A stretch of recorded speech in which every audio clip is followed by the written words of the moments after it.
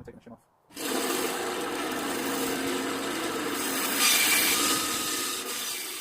Couple lengths, 2 minutes. Shimming off a little bit.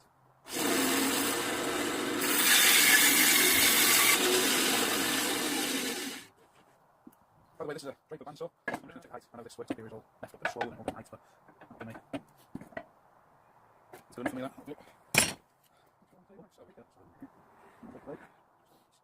These feet, should I say, seem to be a little bit too long.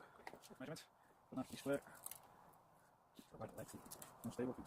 That's not come through, not go that way. Just give that an approach, open the door on the bandsaw, either top or bottom, I don't know at all, and just doing it for some convenience for me.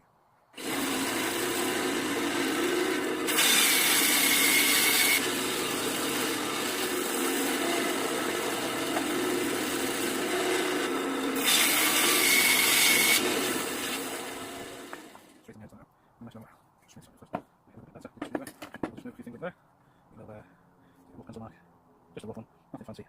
Nice little hole there. I think I might go through this. Oh, back. Right, so again, that's me. Thing. I'll squeeze up. I'll go through it.